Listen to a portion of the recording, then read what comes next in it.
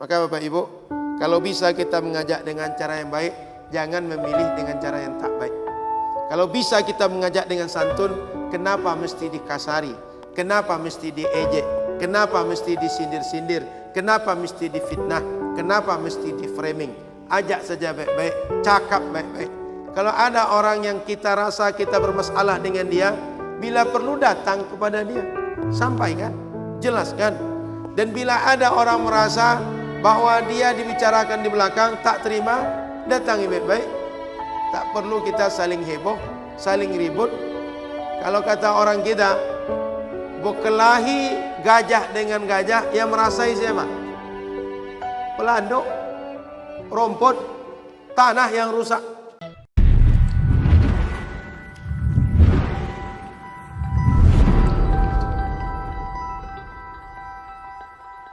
Subuh ini kita lanjutkan membaca kitab Riyadhus Shalihin sebagaimana yang biasa dilakukan oleh guru kita Ustaz Abdul Somad, yang di pekan lalu sudah sampai hadis 171.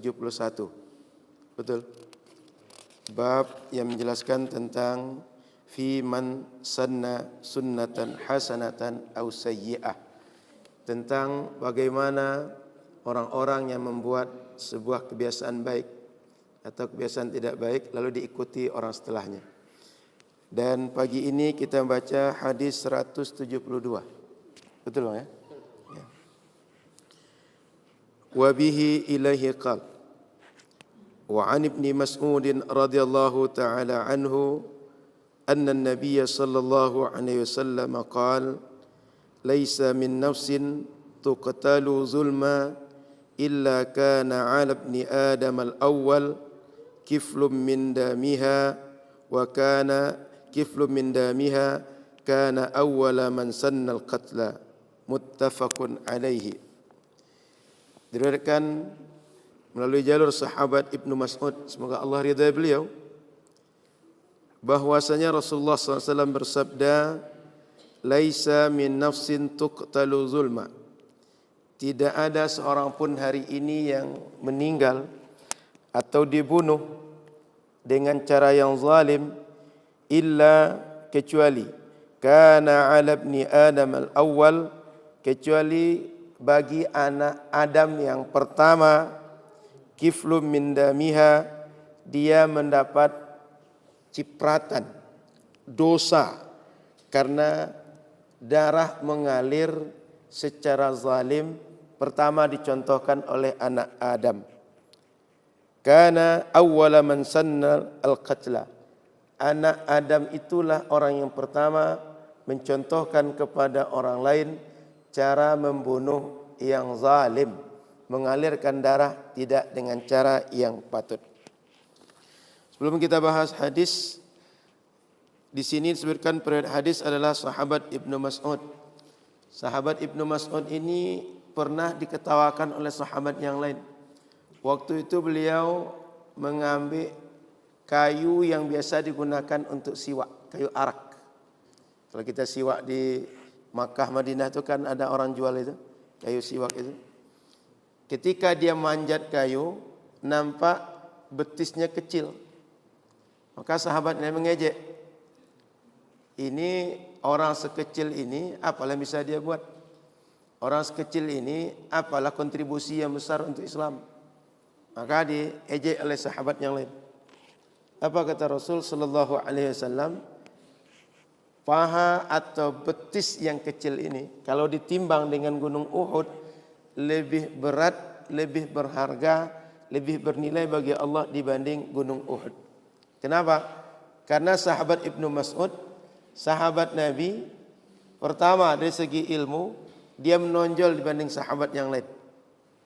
Yang kedua, dari segi mereka berupaya mengikut Nabi, berupaya untuk menjalankan sunnah Nabi, ini satu di antara sahabat yang dia sehari-hari berusaha menjalankan sunnah Nabi sallallahu alaihi wasallam dan sangat ketat melaksanakan sunnah Nabi sallallahu alaihi wasallam. Yang ketiga, ini sahabat Nabi yang gigih menemani Nabi meski melaksanakan jihad. Fisiknya kecil, tapi kalau jihad tak pernah ketinggalan. Kalau diajak untuk perang, diajak untuk membela Islam, sangat siap untuk membela Islam. Maka sahabat Ibnu Mas'ud, dia adalah sahabat yang fisiknya kecil tapi semangatnya besar. Dia fisiknya kecil, ilmunya besar, fisiknya kecil tapi besar di hadapan Rasulullah sallallahu alaihi wasallam dan besar di hadapan Allah karena kedekatan dengan Rasulullah dan ketaatan kepada Rasulullah sallallahu alaihi wasallam. Lalu hadis ini menyebutkan bahawa hari ini siapapun orang yang meninggal, yang mati secara zalim, maknanya kalau ada orang terbunuh, bukan dibunuh dengan cara yang sesuai dengan syariat Islam. Apa ada cara yang sesuai dengan syariat Islam? Ada. Orang yang dibunuh karena kisos misalnya. Dia membunuh orang lain. Oleh syariat, orang yang membunuh itu hukumannya satu di antara dua saja. Satu, membunuh orang, balasannya dibunuh lagi. Yang kedua, membayar diat. Diat itu artinya membayar uang semacam uang damai kepada keluarga mayat. Dan itu dalam Islam besar nilainya. 1.000 dinar atau 1.200 dirham. 1.000 dinar itu kalau kita hitung uang sekarang, lebih kurang 4 kilo lebih emasnya. Karena 1 gram jumlah emasnya adalah 4,25 gram emas. Sehingga dalam Islam ini darah tak ada yang gratis. Kalau tidak dihukum orang yang membunuhnya dengan dibunuh lagi, bayar diat. Diatnya mahal. Maka Bapak Ibu rahmati Allah Subhanahu wa taala, kalaulah hukum Islam tentang orang yang zalim, orang membunuh, orang mencuri, orang mengambil hak orang lain ditegakkan, banyak orang takut berbuat zalim.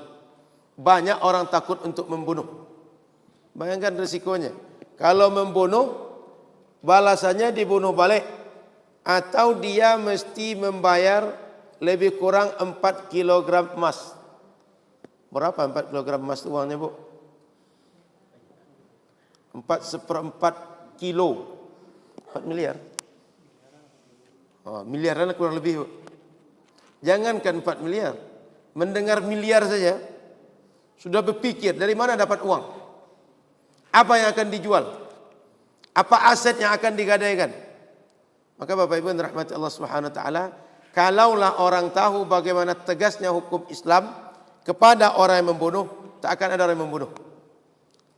Tapi dulu di zaman Nabi Adam belum ada syariat mengatur tentang orang membunuh, orang dibunuh. Maka waktu itu Qabil dia iri dengan Habil. Habil waktu itu istrinya cantik. Qabil ingin istrinya cantik seperti istri saudaranya Habil. Tapi dia dapat cuma istri yang tak secantik Habil. Marah dia, cemburu dia, kesal dia. Dibunuhlah saudaranya Habil. Di zaman Nabi Adam dulu Bapak Ibu, anak Nabi Adam boleh menikah sesama mereka. Dan itulah hikmahnya kepada kita sekarang. Dengan bolehnya menikah anak cucu Adam sesama mereka, turun generasi Nabi Adam sampai ke kita hari ini. Kalau tak boleh, belum ada orang lain di zaman itu. Mau menikah dengan siapa? Yang ada waktu itu baru Nabi Adam dan Hawa. Lalu anak keturunan mereka. Jika mereka tidak boleh saling menikah, dengan siapa akan menikah? Tidak ada keluarga yang lain. Kalau keluarga malaikat, malaikat tak ada nafsu. Kalau keluarga jin, keluarga syaitan, nanti anak Nabi Adam, cucu Nabi Adam tak nampak nanti. Sehingga tak mungkin yang syahid, yang nampak kasat mata, menikah dengan yang gaib, yang tak nampak kasat mata. Maka syariat di zaman itu, anak Nabi Adam boleh menikah sesama anak Nabi Adam. Lalu sesama anak Nabi Adam mungkin cemburu. Sama dengan anak kita. Sama dengan kita dengan saudara kita. Sama dengan kita dengan kerabat kita. Sudah tabiat manusia dari dulu. Maka Qabil membunuh Habil. Setelah dia bunuh, dia bingung. Gimana cara menguburkannya? Gimana dengan mayatnya?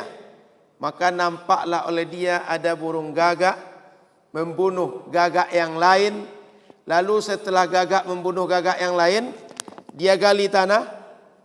Setelah gali tanah, dikuburkan saudaranya di situ. Disitulah Qabil dapat ilham, dapat inspirasi. Kalau ada orang mati, ada orang dibunuh, caranya dikuburkan sama dengan gagak tadi. Maka dikuburkannya saudaranya.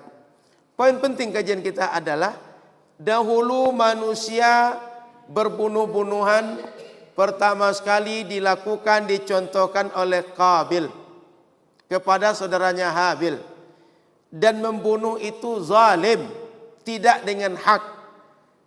Hadis Nabi mengatakan bahwa kalau ada orang mencontohkan perbuatan tidak baik, lalu perbuatan tak baik itu ditiru oleh orang berikutnya, dia mendapat dosa tanpa dia melakukan dosa yang sama.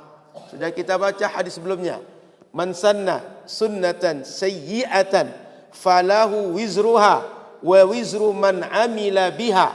Orang kalau berbuat dosa, dia dapat dosanya, wa wizru man amila biha, dan dosa orang yang belakangan yang meniru dia. Sudah kita baca bersama guru kita di pekan yang lalu.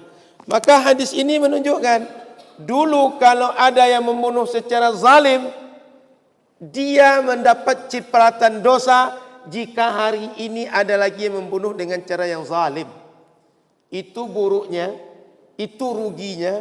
Kalau ada orang yang menginisiasi perbuatan salah, perbuatan maksiat, perbuatan dosa, maka Qabil sampai hari ini, sampai kiamat, kalau ada orang membunuh secara zalim, dia kecipratan dosa, dia terus kena dosa.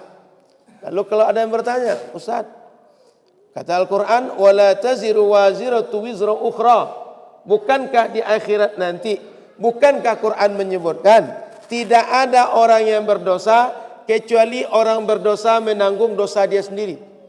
Lalu ini dia tak berdosa sendiri, yang berbuat orang, kenapa dia kena juga? Maka para ulama tafsir mengatakan berdasarkan ayat tadi, kullu wahidatin min nafsainil mubashirah wal mutazabbibah waziratu ithmiha. Maksud dari ayat itu, kata Allah Subhanahu wa taala, bermakna bahwa kalau ada pembunuhan, yang berdosa itu adalah orang yang melakukan langsung dan orang yang menjadi sebab terjadinya pembunuhan. Siapa sebab itu? Orang yang memberi inspirasi. Siapa sebab itu? Orang yang mencontohkan. Siapa sebab itu? Orang yang dulu memberikan teladan yang tidak baik. Gara-gara ada contoh tak baik, gara-gara ada teladan tak baik, orang mau melakukan pembunuhan. Sehingga berdosanya mungkin satu, dia melakukan dosa langsung. Dua, karena sebab orang lain berdosa. Itu maksud ayat itu. Jadi Bapak Ibu rahmati Allah Subhanahu wa taala, di akhirat kita akan berdosa karena dosa kita langsung atau karena kita menjadi sebab orang berdosa. Begitu memahami ayat yang mengatakan bahwa seseorang tidak akan menanggung dosa kecuali perbuatan dia sendiri. Dosa orang lain gara-gara kita berarti perbuatan kita juga. Maka Bapak Ibu rahmati Allah Subhanahu wa taala, hari ini apapun dosa, apapun perbuatan salah, jangan pernah kita yang menjadi orang pertama membuatnya, lalu nanti ditiru orang, apalagi ditiru oleh orang banyak dan tak pernah berhenti orang meniru. Kita tidak akan bisa terlepas dari dosa yang pernah kita contohkan. Semua orang berdosa gara-gara kita, mengalir pula dosanya kepada kita. Maka Bapak Ibu rahmati Allah Subhanahu wa taala, setiap akan berbuat pikir-pikir betul. Setiap akan bercakap pikir-pikir betul. Setiap akan menulis di media sosial, apakah komen terkait pribadi atau lembaga, pikir-pikir betul. Kenapa? Kalau sudah keluar dari mulut, kalau sudah kita tuliskan, kalau sudah kita buat dengan perbuatan fisik kita, sulit untuk ditarik kembali. Sama gambaran Nabi ketika Isra dan Mi'raj. Nabi melihat ada sebuah batu, keluar dari batu itu binatang yang besar. Anggaplah kuda besar keluar. Begitu sudah keluar, dia menyesal keluar, pengen masuk lagi. Begitu masuk, tak bisa masuk. Kenapa? Lubang itu kecil bisa mengeluarkan besar, tapi tak bisa memasukkan yang besar kembali ke lubang yang kecil itu. Sama dengan cakap kita, sama dengan perbuatan kita, sama dengan berbagai hal yang muncul dari diri kita. Sebelum keluar kita bisa kendalikan, berpikir, saya cakap atau tidak, saya buat atau tidak. Tapi kalau sudah dikeluarkan, payah mengendalikan. Yang dengar mungkin satu orang, tapi yang satu orang dia sampaikan ke kawan dia, dia sampaikan ke istri dia sampaikan ke anak dia. Istri, anak, kawan dia bercakap ke orang lain. Orang lain tadi bercakap lagi ke kawannya. Maka payahlah kita untuk menyelesaikan.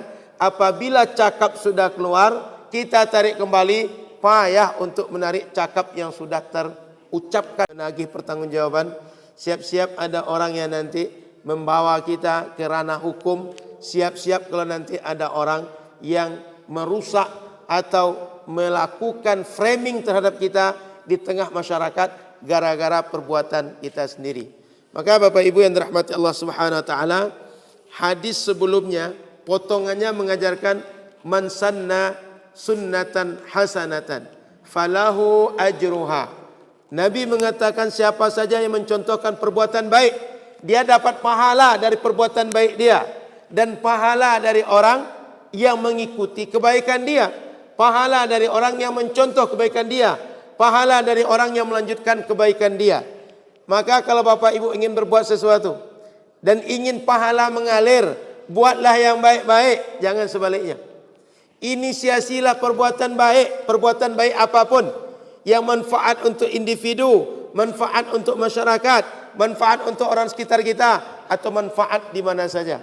Maka kalau jadi pengurus masjid, jadilah pengurus yang punya ide-ide bagaimana pengajian, bagaimana ibadah, bagaimana hal-hal sosial, hal-hal ekonomi hidup di masjid kita sesuai dengan syariat, sesuai dengan kepatutan, sesuai dengan agama, sesuai dengan adat, sehingga ketika kita buat datangkan maslahat, dilanjutkan orang berikutnya, diteruskan generasi berikutnya. Kita yang dahulu memulai maka dapat pahala kebaikan. Termasuk pengajian subuh ini dulu ditawarkan oleh ustadz kita melalui kawan-kawan, Bapak, Ibu, kita buat pengajian Riyadhus Shalihin di Masjid Muwahhidul Ummah. Setuju atau tidak? Kata pengurus, kami setuju, kami sangat siap. Kami sangat-sangat siap menyediakan apa saja, yang penting pengajian ada tempat kami. Orang yang dahulu melakukan inisiasi mau membuka pengajian di masjid ini, ke depan kalau pengajian ini masih hidup atau ada pengajian yang lain, orang meniru pengajian ini, dia akan mengalir pahala kepada pengurus itu. Maka Bapak Ibu, siapa saja pengurus masjid, pengurus organisasi, pengurus lembaga, atau siapa saja yang mengurus urusan hidup orang banyak, kalau dia punya ide-ide baik, lalu bermanfaat bagi masyarakat, dan nanti ada pula yang meniru, siap-siap Allah berikan pahala yang mengalir untuk dia. Dan ini Bapak Ibu tidak mesti kalau kita pengurus, jadi pribadi pun bisa mendidik anak, lalu anak kita meniru kita. Apapun perbuatan anak baik, mengalir pahala kepada kita. Maka kalau bisa, abang, kakak, bapak, ibu yang punya anak kecil, yang dia hari ini hanya bisa meniru kita, di rumah kita tirukan yang baik-baik saja. Ini air boleh diminum? Boleh kan? Ini belum dibuka masalahnya, masih disegel nih. Air nih, kalau kita tumpahkan, bisa menumpahkan air. Kita tumpahkan, bisa menumpahkan air. Tapi kalau kosong, bisa menumpahkan air? Tak bisa.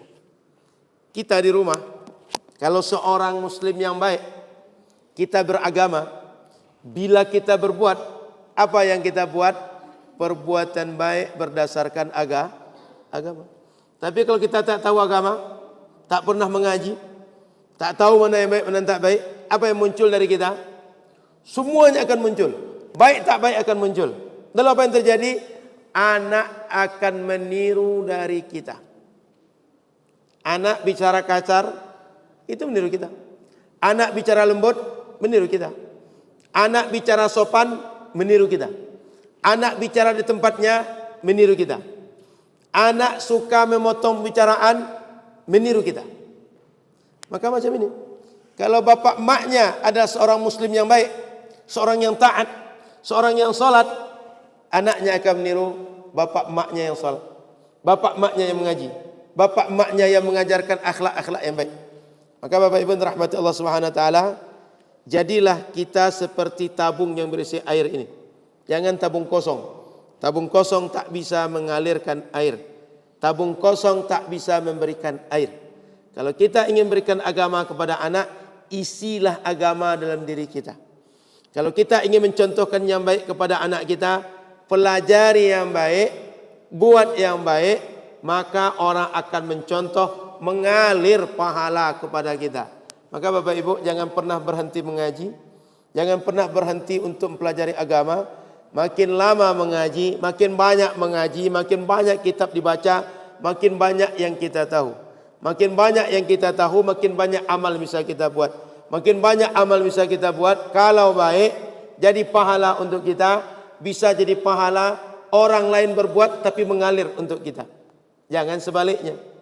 Itulah kira-kira gambaran hadis ini, bahwa kalau ada orang berbuat salah, perbuatan salah itu karena ditiru dari orang sebelumnya, atau ada yang mencontohkan, siap-siap orang yang mencontohkan akan mendapat dosa yang terus mengalir dari generasi ke generasi kepada orang yang telah mencontohkan. Maka Bapak Ibu kalau bisa berbuat hari ini, berbuat yang baik saja, atau bisa berbuat yang baik dan tidak baik, pilihlah Bapak Ibu hanya berbuat yang baik. Jangan Bapak Ibu berbuat yang tidak baik, karena apapun perbuatan yang Bapak Ibu buat mungkin akan ditiru orang. Kalau ditiru orang, pilihlah ditiru yang baik saja. Jangan sampai ditiru yang tidak baik oleh orang lain. Hadis yang kedua. Habis di bab ini. Kita buka bab yang baru, bab yang ke-20.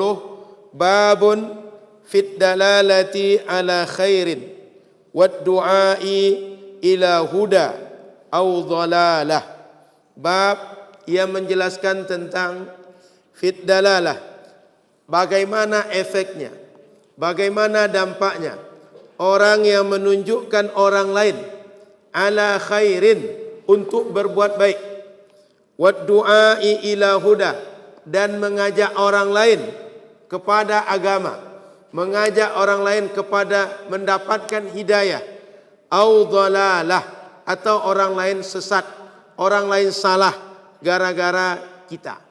Jadi ini masih mirip dengan bab sebelumnya, tetapi ini lebih motivasi bagaimana kita mengajak orang berbuat baik.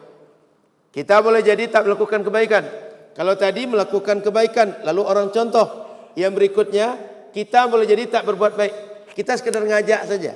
Ketika kita ngajak, ajak orang pada kebaikan. Bagaimana dengan orang seperti ini? Qala ta'ala, Allah Subhanahu wa taala berfirman, wad'u ila rabbik, surat Al-Qasas ayat 87. Wahai Muhammad, ud'u, ajaklah. Siapa yang diajak? Umatmu. Ila rabbik, untuk taat, untuk berakidah yang benar, untuk beribadah yang benar. Rabbik, kepada Tuhanmu. Jadi Nabi Muhammad sallallahu alaihi wasallam disuruh untuk mengajak manusia agar mentauhidkan Allah, agar beribadah kepada Allah, mengajak manusia agar mereka berbuat yang benar, berbuat yang baik, berbuat yang patut, berbuat apa saja yang sesuai dengan keinginan Allah. Orang dengar ajakan kita atau tidak, tidak soal bagi kita. Orang ikut atau tidak, tak soal bagi kita. Tugas kita mengajak. Tugas kita membawa orang kepada kebaikan. Dia buat atau tidak, balik kepada dirinya. Bapak Ibu, perlu kita pahami dengan baik, dan sering disampaikan bahwa di akhirat nanti, kalaulah kita dihisab oleh Allah, lalu Allah bertanya, dulu kamu kenapa tak salat? Dulu kenapa kamu berbuat maksiat? Kita jawab, ini gara-gara syaitan ya Allah. Apa kata syaitan? Kata syaitan, saya cuma ngajak, saya cuma menggoda kalian, saya cuma merayu kalian, tak pernah memaksa kalian. Yang membuat kalian, yang melakukan kalian. Maka yang salah kalian. Jangan pula kalian tuduh kami. Maka Bapak Ibu rahmati Allah Subhanahu wa taala, syaitan dia kerjanya mengajak kita terus dan tak berhenti. Tapi perlu diingat, dia tak bisa memaksa. Dia tak bisa memutuskan apa yang kita mau. Dia tak bisa menyitir kita sesuai dengan mau dia. Sama lah macam pemilu sekarang. Mau orang kasih kita duit atau tidak, pilih nomor sekian. Saya maunya nomor 1, mau apa? Tak bisa dipaksa. Jadi Bapak Ibu yang dirahmati Allah Subhanahu wa taala, kalau kita punya keputusan, kita punya keinginan, orang lain tak bisa memaksa. Tak bisa membuat keputusan untuk kita. Kita yang buat keputusan. Maka Bapak Ibu yang dirahmati Allah Subhanahu wa taala, apabila kita mengajak orang, fokus saja mengajak dia. Mau dia ikut atau tidak, tak usah menjadi pikiran kita. Mau dia kerjakan atau tidak, balik kepada dia. Nanti di akhirat kalau ditanya Allah, dia yang akan susah sendiri. Nanti Allah tinggal tanya, dulu kamu kenapa tak mau sholat? Ya Allah, saya dulu tak pandai sholat. Allah tinggal tanya balik kepada dia. Dulu bukannya di Muwahhidul Ummah ada pengajian mengajarkan sholat, kamu kenapa tak ikut? Ya Allah, saya enggak tahu ya Allah. Apa kata Allah? Kan dikasih tahu ke kamu. Ada media sosial menjelaskan. Ada informasi dari masjid menyampaikan. Ada kawan-kawan ngasih tahu, kenapa kamu tak datang? Biar dia susah sendiri. Karena sudah dikasih tahu, tak mau ikut. Sudah diberi jalan, tak mau ikut. Sudah digiring, tak mau juga. Biar dia tanggung jawab nanti. Tugas kita cuma mengajak, memberitahu, tak lebih dari itu. Orang mau ikut atau tidak, biarkan dia dengan dirinya. Biarkan dia tanggung jawab kepada Allah Subhanahu wa taala. Jadi ini ajaran kepada kita Bapak Ibu. Ajaklah orang-orang sekitar kita untuk berbuat baik. Ajaklah keluarga kita, anak kita, pasangan hidup kita, kerabat kita, tetangga kita, sahabat kita untuk berbuat baik. Sama macam abang-abang biker subuhan ini. Diajak kawan-kawan, yuk kita pengajian Riyadhus Shalihin. Ini yang datang macam-macam daerahnya nih. Ada yang datang dari Simpang 3 sana. Betul kan? Ada yang datang dari kota, ada yang datang dari arah Soekarno Hatta. Syukur-syukur yang datang cuma dari Limau Panjang. Dekat dia datang. Tapi ada yang datang dari jauh. Mereka mengajak kita hadir Riyadhus Shalihin setiap Rabu subuh. Maka kawan-kawan ada yang mau datang, ada yang tidak. Yang datang alhamdulillah, tak datang balik kepada dia. Tapi tugas kawan yang mengajak selesai. Saya cuma mengajak. Saya cuma memberitahu. Tugas saya selesai. Kalian dengar atau tidak, balik kepada kalian. Urusan kalian dengan diri kalian, urusan kalian dengan Allah Subhanahu wa taala. Ayat yang kedua, wa qala ta'ala, ud'u ila sabili rabbik. Masih mirip. Ajaklah Muhammad, umatmu, ajaklah manusia ila rabbik, ila sabili rabbik, kepada agama Tuhanmu, bil hikmah, dengan mengajarkan Quran, dengan mengamalkan Quran, wal mau'izatil hasanah, dengan mau'izah, dengan pelajaran, dengan nasihat, dengan petuah, dengan kalimat-kalimat yang baik. Jadi disuruh manusia ini diajak kepada agama Allah, mengikut Quran, mengamalkan Quran, mengamalkan yang diajarkan Nabi. Mau orang ikut atau tidak, balik kepada orang. Mau orang melaksanakan apa yang kita ajak atau tidak, biar dia bertanggung jawab dengan dirinya, bertanggung jawab kepada Allah Subhanahu wa taala. Bapak Ibu, catatan bagi kita, ketika mengajak orang pada kebaikan, upayakan dengan kalimat-kalimat yang baik. Upayakan dengan cara yang baik. Upayakan dengan tempat, dengan waktu yang terbaik. Karena boleh jadi ada orang dia mau berubah, tapi jangan dipermalukan dia. Dia mau berubah, dia ingin kita bercakap berdua dengan dia. Kita ingin bercakap empat mata dengan dia. Dia ingin berubah, tapi dia ingin kepada kita menyampaikan dengan cara yang santun, dengan cara yang lembut, pilihan bahasa yang baik. Karena Bapak Ibu, manusia ini tabiatnya pengen juga baik, pengen juga dia lurus, pengen juga dia benar. Cuma kadang-kadang tak tahu mana yang benar. Tak ada orang membawa dia kepada kebenaran. Kalaupun ada orang yang membawa dia kepada kebenaran, membuat dia sakit hati, membuat dia tersinggung, membuat dia malu, sehingga dia tak mau berbuat baik. Maka Bapak Ibu, orang-orang sama seperti kita, ingin baik, ingin sholat, ingin mengaji, ingin silaturahim, ingin bersedekah, ingin berbuat baik untuk orang lain. Cuma kadang-kadang tak tahu bagaimana, tak tahu dengan siapa, tak tahu di mana, dan tak tahu memulainya dari mana.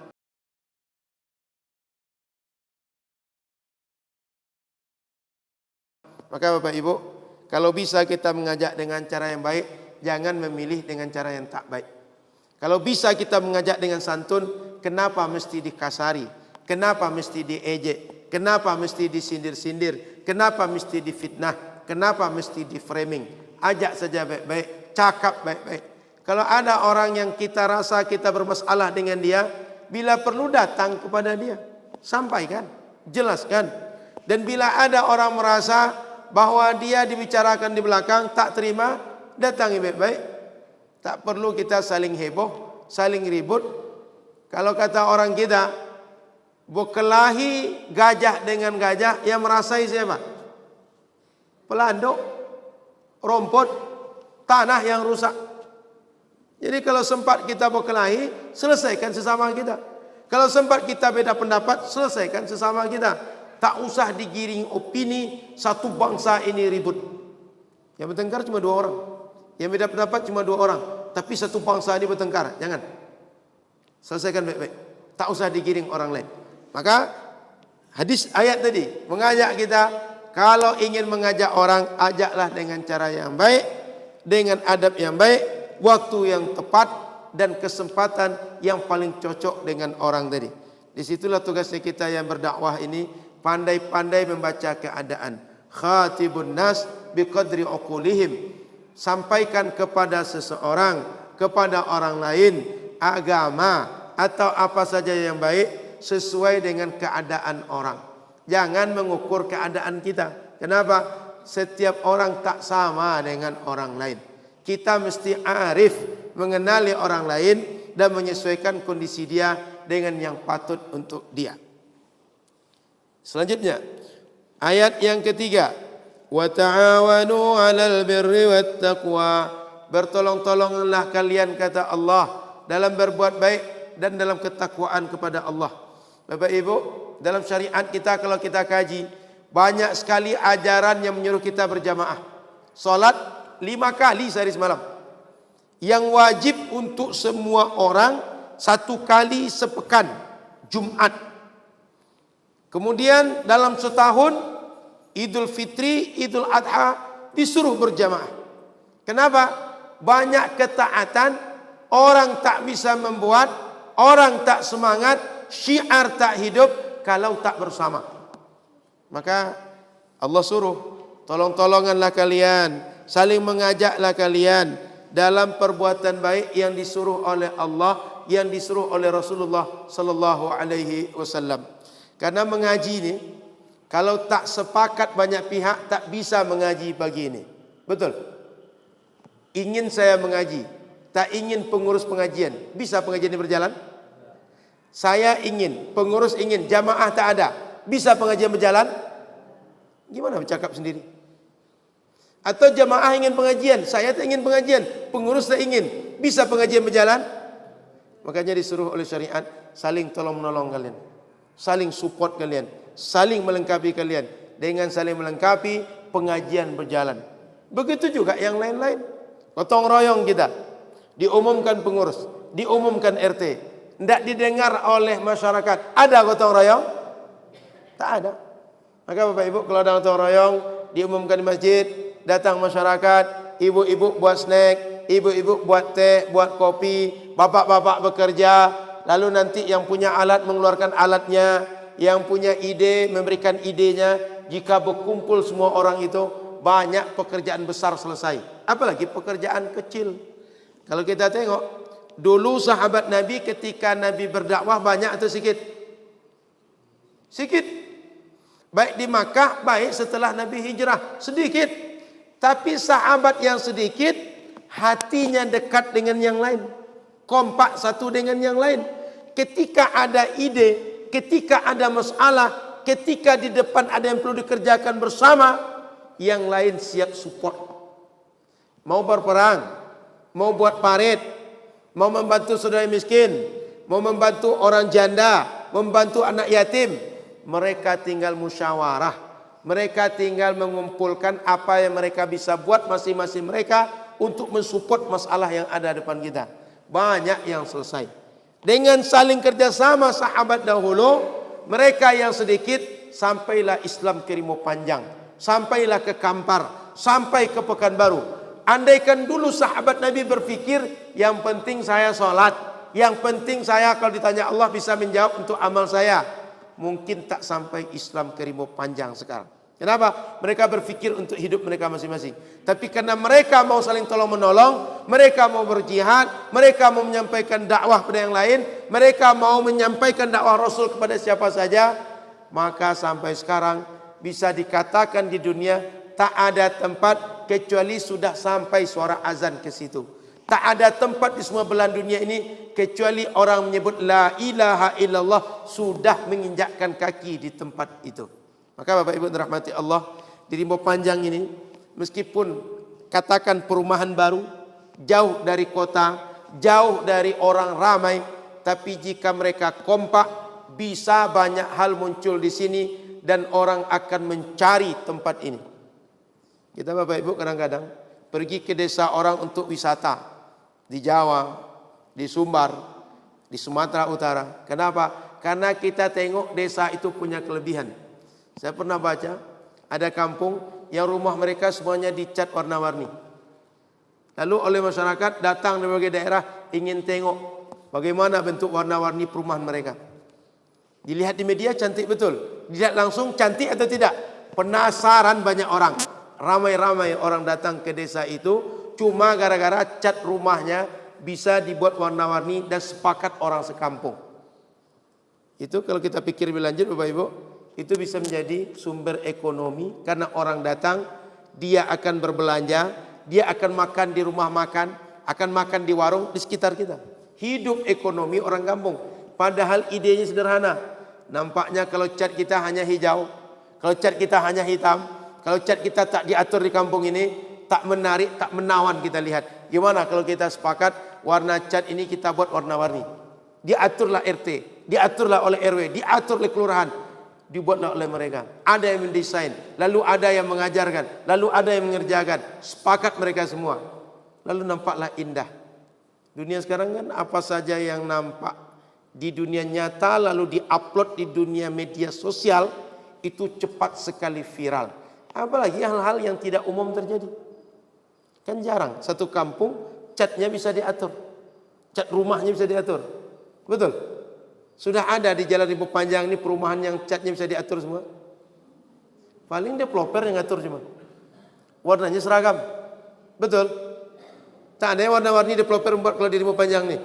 Di Riau lah secara umum, tak ada developer yang membuatnya macam pelangi warna perumahan mereka. Yang paling simpel, paling mudah itu satu warna. Model rumah satu warna. 400 unit bahkan 1000 unit satu warna. Paling simpel.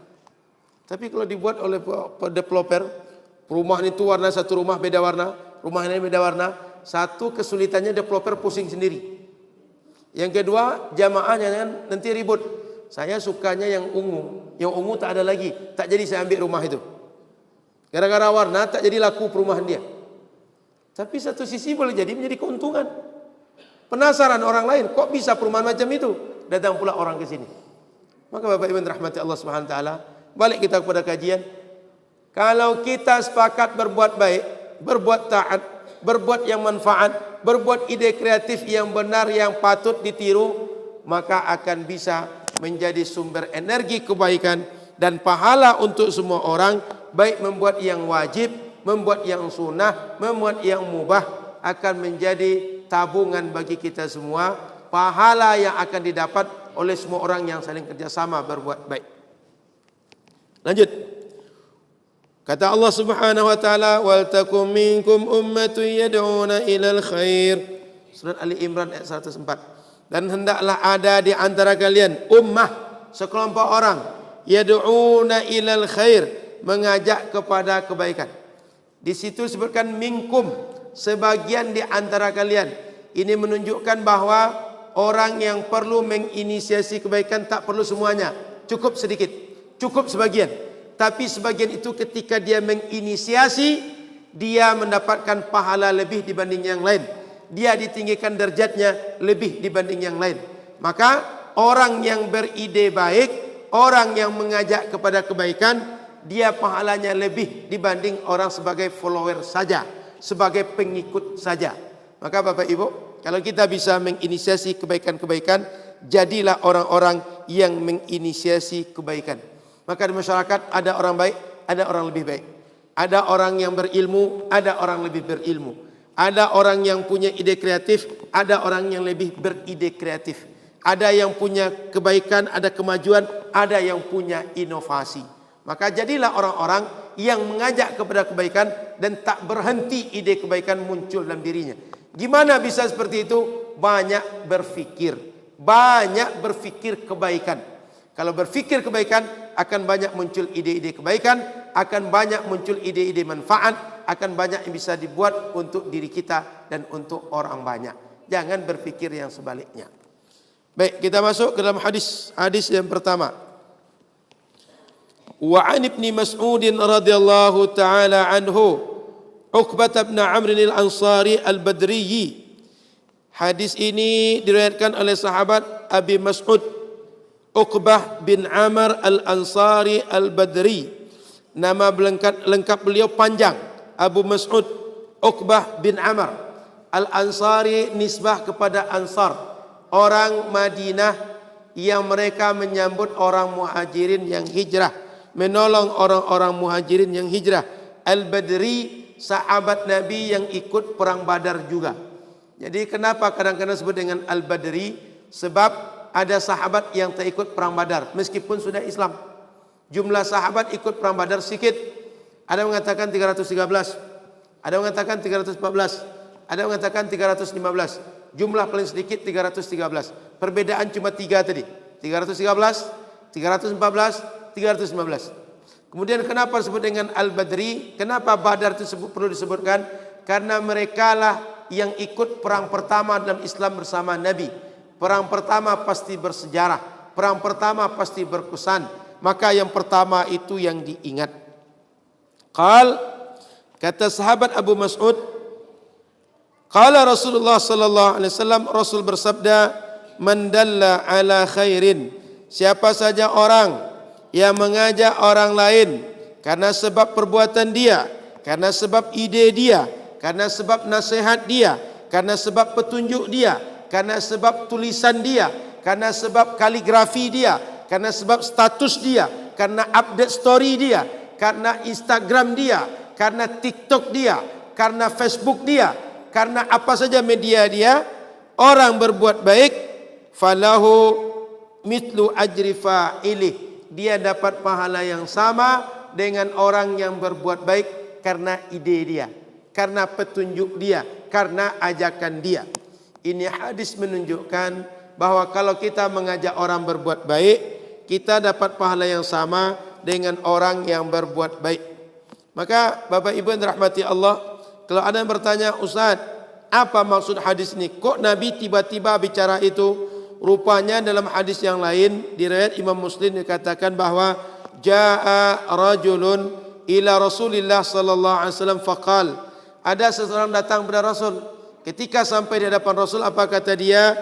Ubdi abi fahmilni. Rasul, ada hewanku hilang, kendaraanku hilang, kendaraanku diambil orang, sehingga saya butuh, sementara tak ada.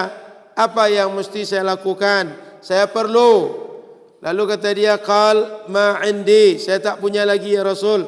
Qala rajul, kata orang tadi, ya Rasulullah, ana adulluhu ala man yahmiluh. Lalu datang ada orang lain, kata orang lain. Jadi ada sahabat yang mengadu, lalu ada orang yang mendengar pengaduan tadi. Apa kata orang yang mendengar pengaduan? Rasul, biar saya yang menyelesaikan masalah dia ini. Saya akan membawa dia kepada orang yang bisa menyelesaikan masalah dia. Faqala Rasulullah sallallahu alaihi wasallam, apa kata Rasul? man dalla ala khairin. Siapa saja orang yang menunjukkan kepada kebaikan, dia akan mendapat pahala yang sama dengan orang yang berbuat kebaikan. Artinya, ada orang mengadukan masalah kepada Nabi. Lalu ketika diadukan masalah, orang lain berinisiatif, saya mau membantu dia Nabi. Apa kata Nabi kepada orang inisiatif tadi? Nabi apresiasi. Kamu yang mengajak kepada kebaikan, kamu yang menolong orang berbuat baik, kamu dapat pahala yang sama jika orang ini dapat kebaikan gara-gara kamu. Jika orang ini selesai masalahnya gara-gara kamu. Maka Bapak Ibu yang rahmati Allah Subhanahu wa taala, hadis ini ada sebabnya bahwa ada orang yang kehilangan hewan, ada orang kehilangan kendaraan, lalu Rasul sallallahu alaihi wasallam dikadukan, kemudian ada sahabat Nabi yang mengusulkan, saya yang akan membantu dia Rasul, saya yang akan mencarikan Rasul. Saat ini kalau dia butuh kendaraan, pakai kendaraan saya Rasul. Maka orang yang menunjukkan kepada kebaikan, orang yang membawa kepada hal-hal yang mendatangkan manfaat, membawa hidayah, dia akan dapat pahala yang sama dengan orang yang mendapat hidayah, dengan orang yang melakukan kebaikan. Maka Bapak Ibu yang dirahmati Allah Subhanahu wa taala, kalau ada yang bertanya, Ustaz, katanya kan dapat pahala yang sama. Apa maksud dapat pahala yang sama itu? Kata Imam Qurtubi, annahu mitlahu hatta fit tab'id. Qal li'anna ath-thawaba 'ala al-a'mal innama huwa bifadlin min Allah fayu'tihi liman yasha' 'ala ayyin sadara minhu, khususan idza sahhatin niyyah allati hiya aslul a'mal fi at-ta'ah ajiza an fi'liha limani'in mana'a minha. Jadi Bapak Ibu yang dirahmati Allah Subhanahu wa taala, apabila kita berbuat baik lalu orang lain berbuat, mohon maaf, kita mengajak berbuat baik, orang berbuat baik, dia dapat pahala yang sama dengan orang ini. Ketika ditanya, apakah sama betul dengan pahala ini? Sama. Apakah mengurangi pahala orang itu? Tidak, tak mengurangi. Kenapa? Pahala itu karunia Allah. Dia akan mengasihi sesuai yang dia mau, dan akan dia kasih kepada siapa yang dia mau. Sehingga ketika dikasih pada orang berbuat, dia bisa ngasih kepada orang yang menunjukkan pada kebaikan. Jika ini utuh, ini bisa utuh. Jika ini sempurna, ini bisa sempurna. Allah bisa memberi dengan kehendak dia, tanpa ada yang dirugikan, tanpa ada pihak-pihak yang terkurangi pahalanya gara-gara dibagi dengan yang lain. Jadi pahala itu karunia Allah. Berbuat taat kita adalah juga karena karunia Allah. Bisa melakukan berbagai kebaikan, karunia Allah. Itu sebabnya bila kita berbuat baik, tak boleh kita ujub dengan kebaikan kita, tak boleh merasa bangga dengan kebaikan kita, tak boleh merasa sombong dengan kebaikan kita. Saya hebat, saya nomor wahid, saya tak ada bandingannya, sayalah yang paling. Tak boleh seperti itu. Kenapa? Tak ada orang berbuat baik kecuali karena karunia Allah. Tak ada orang berbuat baik kecuali karena Rasul pernah mengajarkan kebaikan kepada mereka. Jadi Bapak Ibu yang rahmati Allah, kalau kita bisa berbuat baik, bersyukurlah. Kalau kita bisa berbuat baik, orang pula meniru, bersyukurlah. Itu sebabnya para ulama kita bila berkhutbah, bila menyampaikan pengajian, bila menulis kitab, selalu diawali dengan bismillah, dilanjutkan dengan alhamdulillah. Kenapa? Alhamdulillah itu menunjukkan syukur kepada Allah dan mengakui nikmat Allah. Gara-gara nikmat Allah saya bisa berbuat baik. Gara-gara nikmat Allah saya bisa menulis kitab. Gara-gara nikmat Allah saya bisa melakukan berbagai ketaatan. Jadi diingat Allah, bukan diingat kehebatan diri. Maka Bapak Ibu, apa saja kebaikan yang bisa kita buat, apa saja keunggulan yang bisa kita buat, apa saja manfaat yang bisa kita buat, pulangkan kepada Allah. Alhamdulillahi Rabbil. Segala puji balik kepada Allah. Segala apapun yang disanjungkan orang, biarlah itu balik kepada Allah. Kita jangan merasa hebat, jangan merasa tersanjung. Kenapa? Karena yang kita punya sesungguhnya pemberian Allah, karunia dari Allah. Maka yang memberi, yang berhak mendapatkan pujian itu, berhak mendapatkan sanjungan itu. Jam berapa kita bisa sholat? Kalau waktunya masih agak panjang, kita baca satu hadis lagi. Setelah itu kita jawab pertanyaan-pertanyaan yang masuk. Jadi Bapak Ibu, kalau Anda bertanya, silakan tulis di kertas, nanti kita jawab di ujung majlis insyaallah. Hadis 174. Wa bihi ilaqal wa an Abi Hurairah radhiyallahu taala anhu. Hadis ini riwayatnya melalui sahabat Abu Hurairah. semoga Allah ridai sahabat Abu Hurairah, anna Rasulullah sallallahu alaihi wasallam qaal, bahwasanya Rasulullah SAW bersabda, man da'a ila huda, siapa saja orang mengajak orang lain kepada kebaikan, kana lahu minal ajri, dia dapat pahala, mislu ujuri man tabi'ahu, seperti pahala-pahala orang yang mengikuti dia.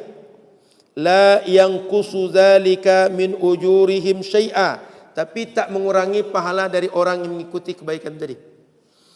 Wa man da'a ila dhalalah, dan siapa saja yang mengajak kepada kesesatan, siapa saja yang mengajak kepada maksiat, siapa saja yang mengajak pada durhaka, siapa saja yang mengajak pada melawan kepada Allah, kana alaihi minal ithmi, dia dapat dosa, mithlu athami man tabi'ahu, sama dengan dosa orang yang berbuat dosa mengikuti orang yang pertama.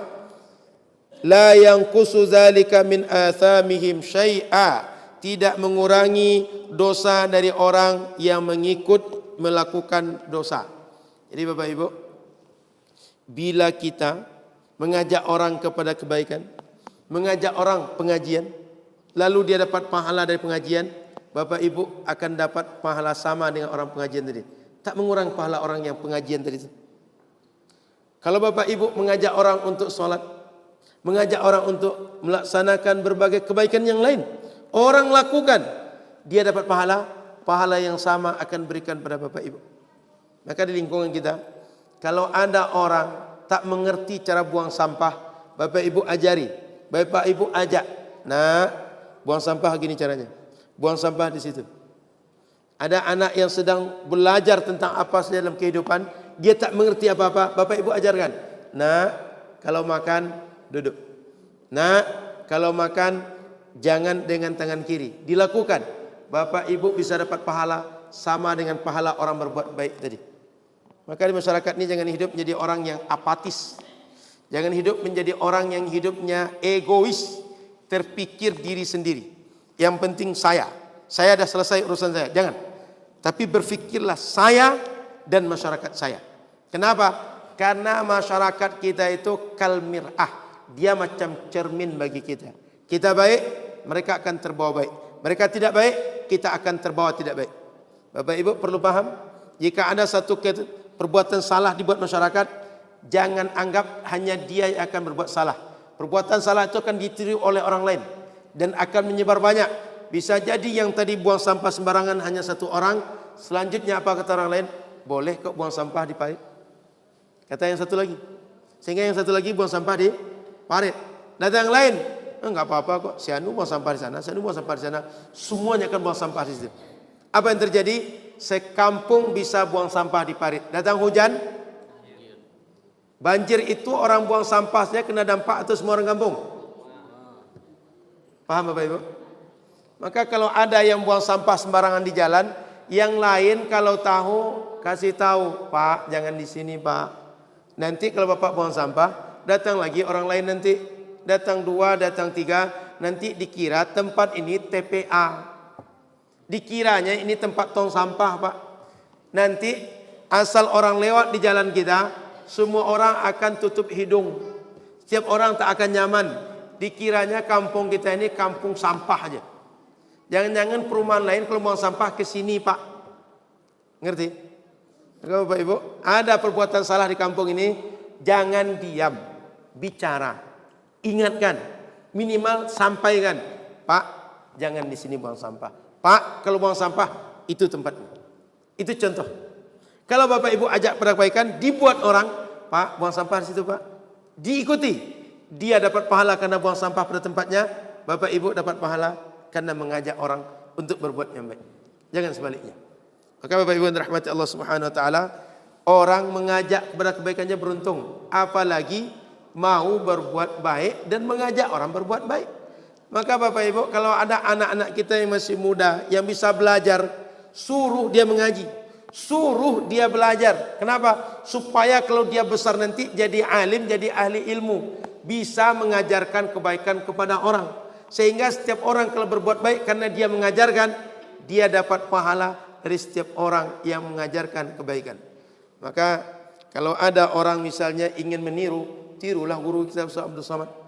Berapa kira-kira orang yang sudah mendengar kebaikan dari beliau? Berapa orang mau berubah gara-gara beliau? Berapa orang mau melakukan kebaikan dari nasihat, dari ceramah, dari pengajian beliau? Maka di akhirat nanti akan banyak pahala mengalir untuk beliau. Oh Ustaz, banyak orang membuli beliau. Itu urusan orang itu, biar dia tanggung jawab dengan Ustaz besok di akhirat. Ustaz kan tinggal adukan kepada Allah. Ya Allah, saya diejek orang itu, saya difitnah orang itu, saya tak terima, saya ingin dibalas sekarang. Merasailah orang itu tadi. Ustaz tenang, yang penting tak memfitnah balik orang, aman urusan. Tapi orang tadi susah di akhirat. Makanya kalau kita di dunia ini terlalu banyak dengar cakap orang, tak bisa hidup kita. Biarkan orang bercakap dengan apa mau dia, kita fokus saja berbuat baik. Kita fokus saja berbuat yang lurus, berbuat yang benar. Selama berbuat lurus, berbuat yang benar, tak usah takut. Kebenaran tak pernah dikalahkan oleh apapun. Kebenaran tak ada musuhnya. Yang ada musuh adalah perbuatan-perbuatan salah. Akan banyak orang yang akan komplain dan akan bisa diperkarakan di dunia, bisa diperkarakan di akhirat juga. Jadi jangan takut berbuat baik. Apapun cakap orang, biarlah. Kita tetap berbuat baik, mengajak kebaikan, dibuat pula oleh orang, kita dapat pahala, orang dapat pahala, kecipratan terus pahala untuk kita. Jadi Bapak Ibu, hidup yang singkat, hidup yang sebentar, gunakan berbuat baik, mengajak kepada kebaikan. Ajak orang mengaji di Masjid Muwahhidul Ummah, di Mushola Nurul Ilmi, di Mushola Al-Hijrah, di Masjid Baitur Rahman, di Majlis Ta'lim Az-Zahra, yang dekat di sekitar kita. Tak perlu mengajak orang ke Masjid Raya An-Nur, tak perlu mengajak orang Masjid Ar-Rahman Kota Pekanbaru, tak perlu mengajak orang Istiqlal Jakarta, tak perlu mengajak sampai ke Mesir, sampai tempat jauh. Dekat kita yang mudah-mudah saja. Mau orang berbuat baik, kita dapat pahala kecipratan dari orang yang berbuat baik tadi. Ini kira-kira pengajian ini orang semua perumahan ini sudah tahu atau belum? Rasanya sudah tahu semua. Cuma mau datang atau tidak, itulah yang masalah. Betul? Rasanya, ini ada berapa jalan di pengajian ini? Ada berapa tahun? Ada 2 tahun? 1 tahun 6 bulan. Hampirlah 2 tahun katakan. Tidak mungkin orang perumahan ini tidak tahu. Minimal subuh-subuh ketika bangun, anggap dia berbangun sekarang, kaget dengar suara pengajian di masjid. Apalagi sebelum subuh dah bangun. Solat pula di sini. Tahu pengajian ada di sini. Apalagi setiap pekan banyak orang datang lewat jalan Kamboja. Mulai dulu jalannya berlubang-lubang macam kubang dulu, sekarang sudah jalan aspal. Kok ramai betul orang ke Libur Panjang subuh-subuh. Ngapain? Rupanya ada pengajian. Maka Bapak Ibu, tugas kita mengajak kepada kebaikan. Mau datang mengaji atau tidak, biar urusan dia dengan diri dia, urusan dia dengan Allah, dihisab oleh Allah di akhirat nanti. Kamu sehat selama di dunia, kamu kuat, kamu ada harta, untuk apa kamu gunakan? Biar dia tanggung jawab di hadapan Allah Subhanahu wa ta'ala.